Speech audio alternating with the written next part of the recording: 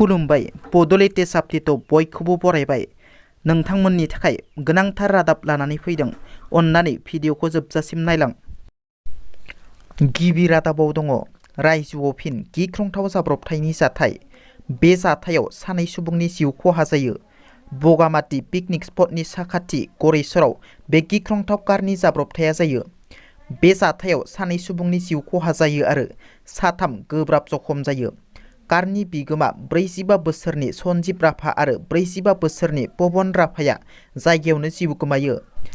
मिथिनो मोननाय बादिब्ला AS01FL 9345 नंनि गंसे मारुति ब्रेजा कारा नावकाटानि सुक्लाय इरिगेसन प्रजेक्टनि जाम्फैयाव कन्ट्रल खोमानानै गोग्लैलाङो।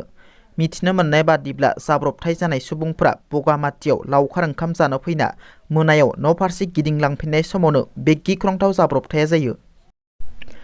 NLPनि गाहाय नेहाथारि एन फानजारि एबा फुंखा नार्जारिया फिन बर' हारिखौ खौसे जानो खावलायदों।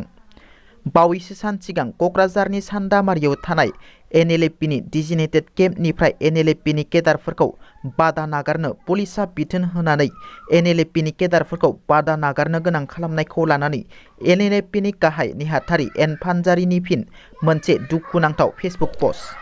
एन फानजारि बिथाङा फेसबुक पस्टनि गेजेरजों दुखु फोरमायनानै लिरोदि इनायनो दुखुनांथाव जाबाय। बिटिआरआव गोजोना बहा सिबिजाथाव बर' रायजो राजा नोंथांमोननिसिम आंनि मोनसे गुरै आरज। नोंथांमोना खौसे जादो नङाब्ला हारिया अलखदाव गोग्लैनो हासिगौ होनना। क'क्राझार पुलिसनि गेदेर जाफुंसारनाय। क'क्राझार पुलिस बिफाना गोख्रों संदाननायजों सानै सिखावजों लोगोसे गंजिसे पालसार बाइक बोखांनो हादों। बे गंजिसे बाइकनि गेजेराव गंनैया पालसार 125, गं-8 बाइकआ पालसार 150 आरो गंसेया पालसार 220।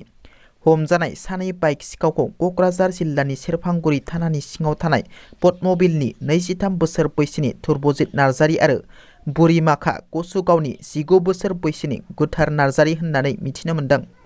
BPF हान्जानि मोनसे बाखनायथाव हाबा सासे मेगननि बेरामाव गोग्लैनानै थानाय हिन्जावसानो रांनि अनसुंथाइ हैदों। बाक्सा जिल्लानि सालबारि महकुमा सिंनि बारापेटा गामिनि मेगननि बेरामाव गोग्लैनानै थानाय संगिता दास मुंनि सासे फरायसुलिनि नखरखौ मैया लाइमोन BPFनि नेहाथारि कास्टम बसुमतारिया हान्जानि माखासे मावथि सोद्रोमाफोरखौ लोगोआव लाफानानै नखरखौ खौरां लाहैयो। मख'नो गोनांदि थांनाय गोबाव साननिफ्रायनो मेगननि बेरामाव गोग्लैनानै थानाय बुमिधर दासनि फिसाजो संगिता दासखौ फाहामथाय होदोंमोनब्लाबो राङारि आंखालनि थाखाय मोजां फाहामथाय होनो बावैसो सान सिगां रायजो राजाफोरनिफ्राय नखरा रांनि मदद बिदोंमोन। बे खौरांखौ मिथिनानै BPFनि गाहाय हाग्रामा महिलारिया संगिता दासनि फाहामथायनि थाखाय जा एसे हायो राङारि अनसुंथाइ हरनाय बाथ्राखौ फोरमायो कास्टम बसुमतारि बिथाङा। दिनैनि रादाबा एसेनोसै। नोंथांमोना जुदि आंनि भिडिअखौ नायनानै मोजां मोनदोंब्ला अन्नानै लाइक, शेयार आरो साबस्क्राइब खालामनो दाबाव। गोजोन्थों।